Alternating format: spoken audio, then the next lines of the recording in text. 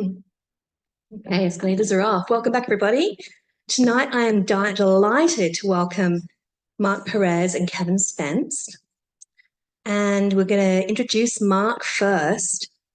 Marc is originally from Manila, and he lives on the unceded territories of the Musqueam, Squamish, and Tsleil-Waututh nations. His fiction, creative nonfiction, and poetry have appeared in the Fiddlehead, Event Magazine, Decomp Journal, CV2, PRISM International, Vallum, amongst others.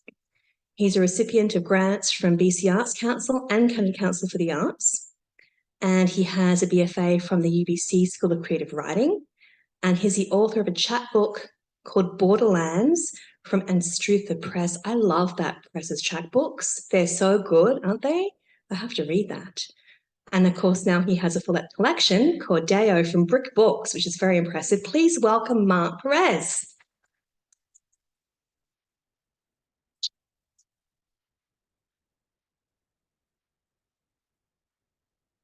Thanks everyone for having me here and wonderful readings. It's tough to follow, like beautiful poems. This is my first collection of poems. Dayo, it means a stranger in Filipino or someone who lives in a place not their own. Um, yeah, I'll just go right at it. The first poem I'm going to read is called Ars Poetica. Ars Poetica. To compose a poem is to start fire. I agree. Now is the time for furnaces, and only light should be seen. Provide warmth to unclothed bodies. To be human is to envision, dream about voices from the margins of one's bed, where bones are enjambed like a cathedral of firewood. If not combustion, then a verse on how to reclaim love. Yes, poetry, like bread, is for everyone. Unseen, your red ink shines as stars at noon. To write words that burn is arson. Set your tongue on fire.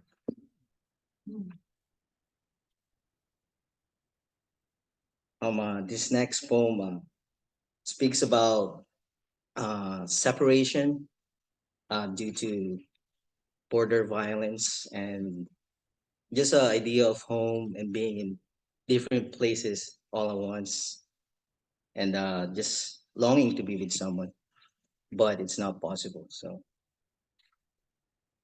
it's on about. I wrote it. It's inspired by a poem by Ocean Bong. Just need to find it. It's somewhere here. Like I'm sure. There you go. Abad, an airport in the seas. I reach for you, as though for the mugicha we drank at a seashore tea house in Kamakura, while you sit on a metal bench, losing your voice in separate spaces. With a brown hand, a border agent tugs the pen holder with a tarsier perch on a palm tree from your suitcase. Didn't you know you're not allowed? Unaware, I bought it for you in Bohol on a low tide sandbar where we tasted salty sea urchins from Spanish shells, cracked in half by a sun boy who seemed to emerge straight from the sea, reminding you of a folk tale about a young fisherman and a sea turtle. As fractures mature us, I wish for waves to come crashing at this airport to submerge and claim us. Another border agent who could have been your sister tells us you need to leave, that you have no right to be here. Go back to the land of daybreak, across the seas where we were born without me. This next poem, the title comes from a Japanese word, and the epigraph defines the title.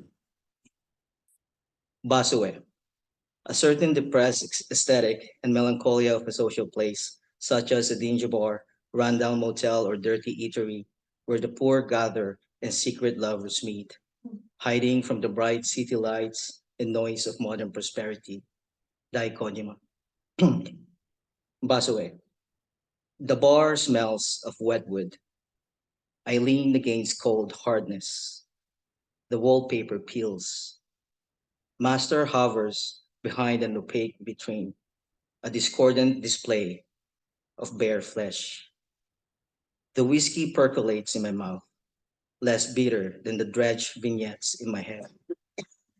I adjust my wristwatch and glance at the clock, time hemmed in by two black and white posters of sumo wrestlers, the creases on their naked bodies like lubricated pieces of a somatic puzzle, clashing tectonic plates, dreaming to form a mountain. The door opens, a siren sounds in the distance. I look over my shoulder as if expecting a friend, a lover, familiar face of a stranger. There's no one I know except for the humid breeze. The incandescent bulbs overhead reluctantly dim. I scribble a name on the amber bottle with a felt pen and pass it on to the ponytailed boy behind me, waiting patiently for some sort of departure.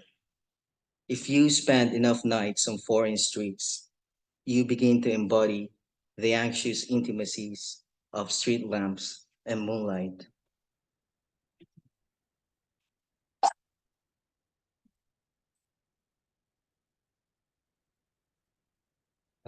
This next poem is about family, but it speaks back to the writers I was reading at the time, uh, namely Kusano Shimpe, Nakahara Chuya, and Kotaro Takamura, Japanese poets. Filial affairs. One, when rain and wind coalesce in a wintry night, isolation's sole consolation is a sip of warm whiskey, while Kusano's festive frogs croak drunkenly on the dreary yellow pages of a paperback. Two, my dear father's bones, different from Nakahara's, powder in marble container, locked in closet, brought out in nostalgia. Three, mother flies to Chieko sky, though she haunts no wind, hears no voice, and chants no curse. As her sunken eyes shed tears, a man-child scribbles verses.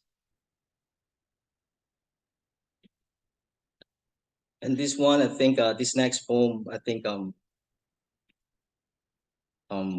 carries the weight of this book, and it's one of the closest to me. I think it talks about my childhood neighborhood back in Manila. Body of water. Home is a place where rivers meet the sea. Fill my lungs with brackish delta water. Estero de Tripa de Galina. Childhood memories tributary. Stagnant in black silt and methane. Only the dead remember your lilies. But this is no longer about drowning. I've outgrown my fear of letting go. This is surrender, a body defying buoyancy, sunken and supine on the seabed like the sedimented hull of a capsized ship. Reel in my feet from a cerulean reef, swathe in seaweed. There's room for you here, a soft bed among corals. Come, I'll breathe you in. Um, are you guys okay with the Filipino poem? Yeah, I'll read an English version after. So it's called Papuri. Papuri means praise in Filipino. I wrote this in the midst of the pandemic for my cousin who worked at as a seafarer, and I was just thinking about workers during the pandemic. in the Philippines and elsewhere. Papuri, Praise the Bread by Martin Espada. Papuri sa mga nurse at doktor na balot ng puting baluti, maskara at salamin. Patuloy sa pagsasagip ng buhay sa kabila ng kakarampot na sahod. Papuri sa porter na parang driver na jeep sa pagmaneobra ng stretcher sa bakipot at pasikot-sikot na pasilyo. Papuri sa patunay na dukha ang mukha ng kabayanihan. Papuri sa jeep. Papuri sa magsasakang nagbubungkal ng lupa at sa manggagawang pinagpala ng buhangin o piko ng aspalto. Papuri sa tanghalian, baon na danggit at kanin na binalot sa plastic. Papuri sa tirik na araw na humuhubog sa mga butil ng bigas at pawis. Papuri sa tubig na pumapawi sa uhaw at singaw na lansangan. Katatapos lang ng ambon, ulan o bagyo. Papuri sa balangaw na tanaw mula sa kapirasong bintana ng marino. 8 buwan nang nasa laot, walang kausap kundi nagdara na ulap at mailap na ibong dagat. Papuri sa migrante na puspusang naghahanap buhay abutin man ang gabi. Mga bagong destyero, suklob ng niebe o disyerto, suot ang pudpod na sapatos. Kaya't papuri rin sa sapatos na regalo ng anak sa kanyang ina. Gamit ang unang sweldo bilang tigapitas ng uba sa isang panyagang lambak. Katas na sakripisyo at pangungulila. Sa gabi, pagpikit ng mga mata, papuri sa buwan at bituin. Papuri sa kabila ng dilim. I'll read the English version.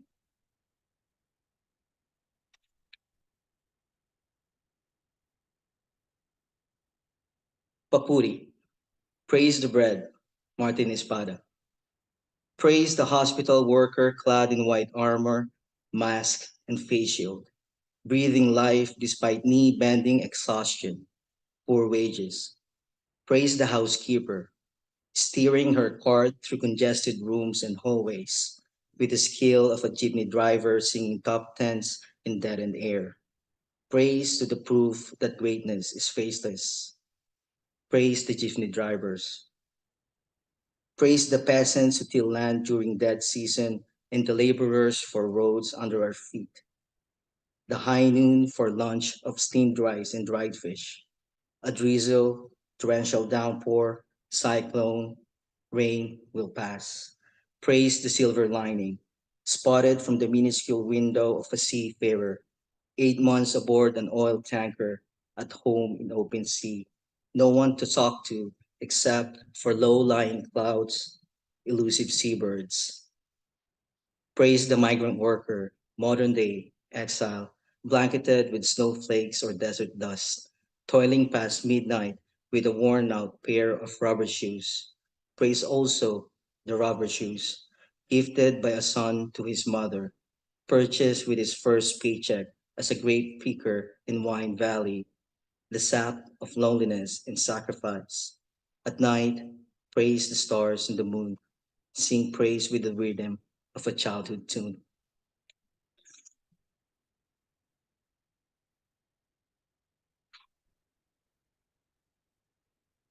Do I still have time? Is it too long already? This next poem is the first poem in the book.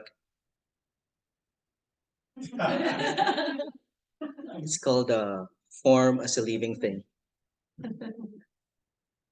Form as a living thing.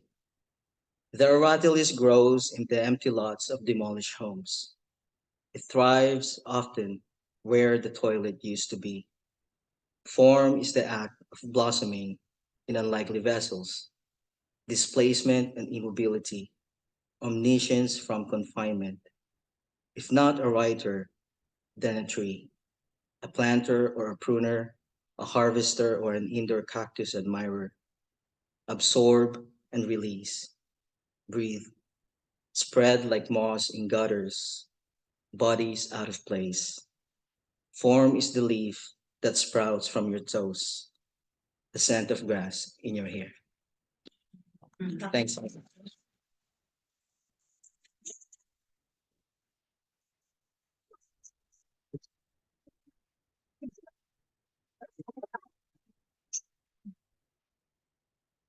That was amazing, Mark. Thank you so much. When you read in Filipino, just like my whole body's in shivers. Gorgeous language. He's doing like a whole trading thing here right now. Behind the screen here.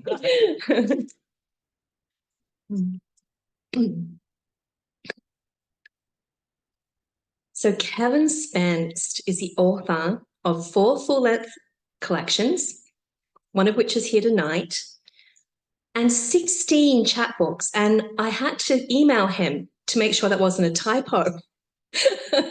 And what I found out was that he's actually also written another 6 chapbooks that weren't published by presses but by himself. So that's like 24. Is that right? My math is terrible. 24 chapbooks. So it's no wonder he also writes a chapbook review column for Subterranean magazine. I think he's the national expert on chapbooks. His work has won the Lush Triumphant Award. It's been nominated for both the Alfred G. Bailey Prize and the Robert Croce Award for Innovative Poetry. And he's had chapbooks also published with Jack Pine Press, Frog Hollow Press, and Pinhole, which are awesome, and tons of others. And he's also one of the organisers of the Dead Poets Reading Series, and occasionally co-hosts Wax Poetic on Vancouver Co-op Radio and teaches poetry at Simon Fraser University. Please welcome Kevin Spenst.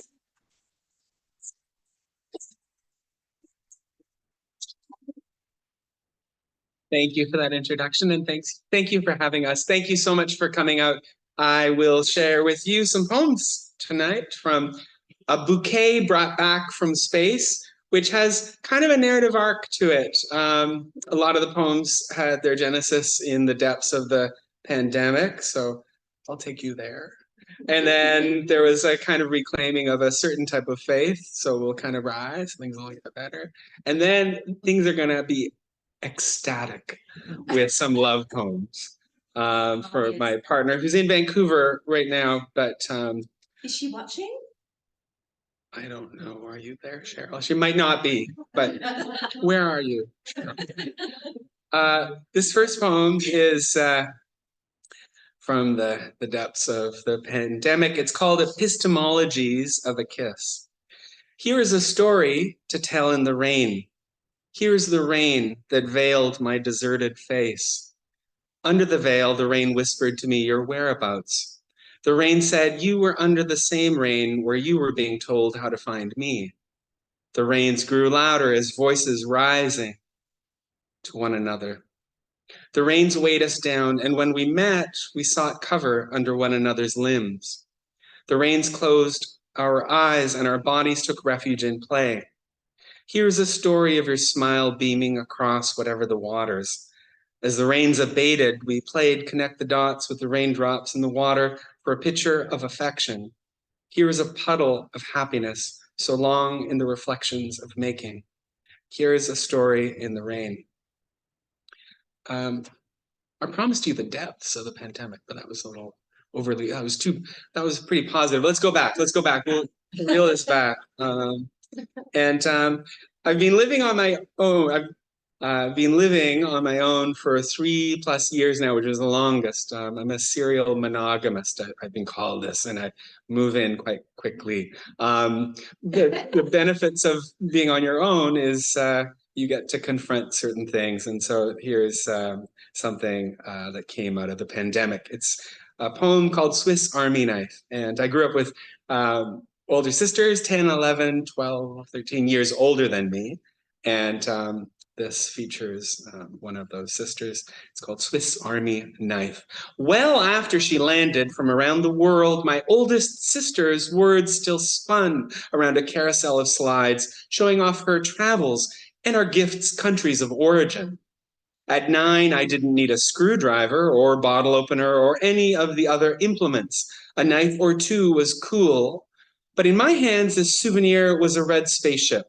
The simple cross looked like an airfield, and the corkscrew worked both as a laser and an extractor sucking energy from space. I drew floor plans for its 4 decks, but nothing from Swiss neutrality. It blew up planets at the top of our steep stairs that dropped into an unfinished basement.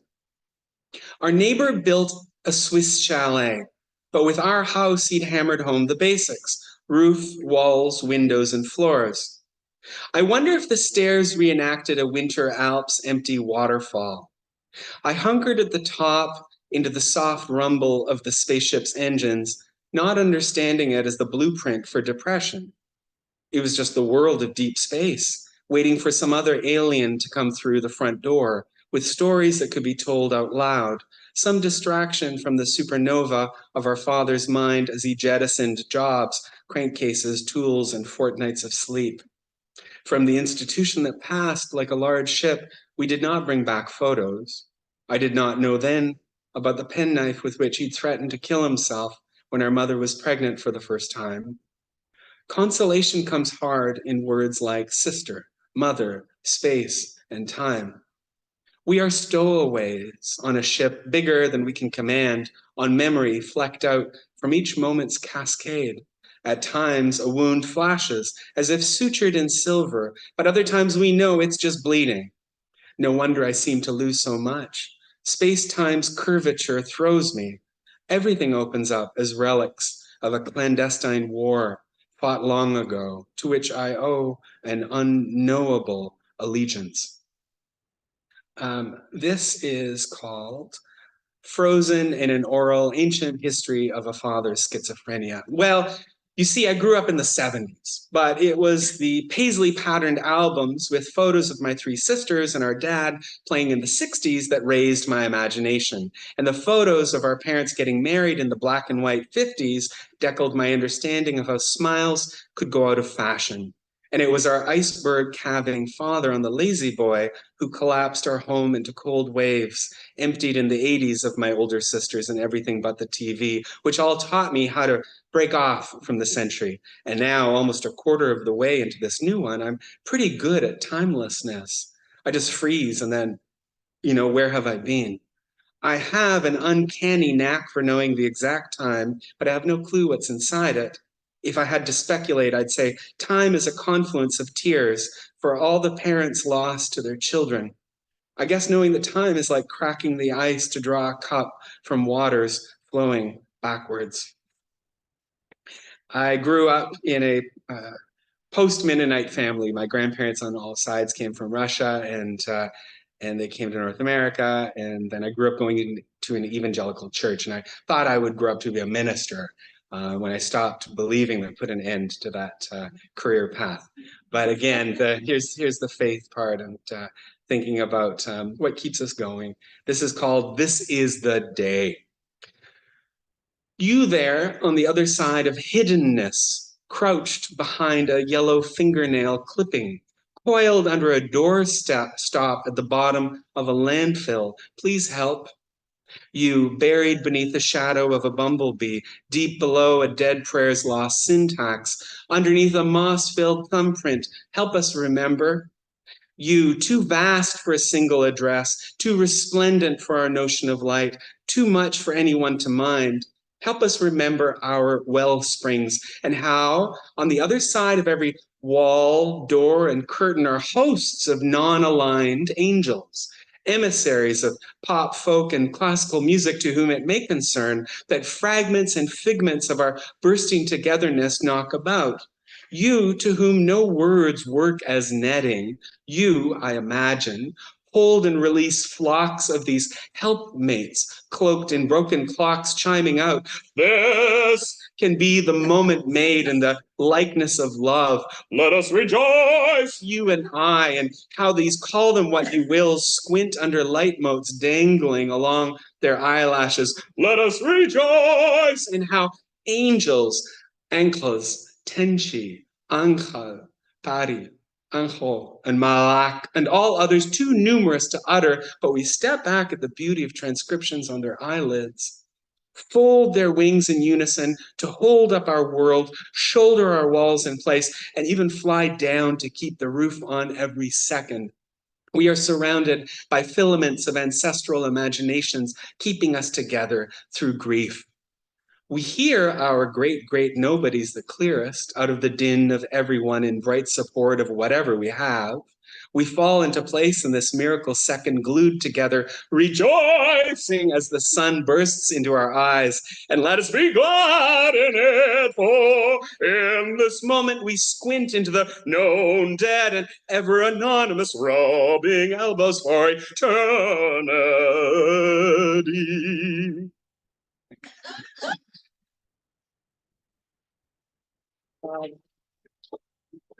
So I think I might have read this one last, but this is for Anne. This is for you, Anne. And I might have read it to you before, but maybe not. I don't know. This is called "It Will Rain Like Rods on the Hillside" in Sweden, and it draws in idioms for heavy rainfall from different languages. It will rain like rods on the hillside in Sweden.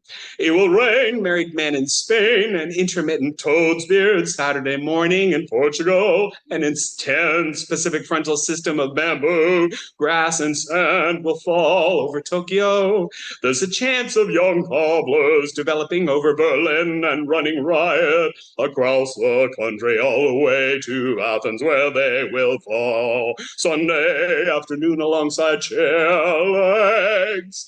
In Nantes, it's definitely raining mares. In Grenoble, it's Grenouille. Ropes and rims and yacht is getting nailed. Gals are pissing lightly over Paris. In the north of Taipei, plums will plummet Monday morning. There's a strong chance of fire and sulfur over Reykjavik, which will reek of bird umbrellas for weeks. In Bangkok, it will rain children's eyes and ears shut for a month. Then they will open and be quizzed like little winds on all the directions of the sky.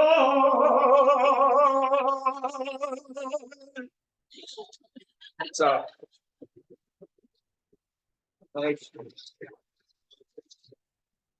for the next poem, I need a little bit of audience participation. There are a couple of poems that take us back a little bit before the pandemic, and this is one of those poems. And thinking about what gets us through, thinking about faith, thinking about love, thinking about friendship. I need a verb from anybody. This is the audience participation. Scratch. Okay. Thank you. Scratch. And I need a noun for something precious. Jewels. Okay, jewels. Oh my God. Okay, so this is called Mad Lib, Shrine of the Holy Mountain. And I'll just read the blanks as blanks, and then maybe we'll see. I'll riff a little bit, and then you've supplied two parts of this. Mad Lib, Shrine of the Holy Mountain, and it begins with an epigraph from Rilke. Though the world keeps changing its form as fast as a cloud. You cried at the beginning, and I cried at the end of blank, 20th century play.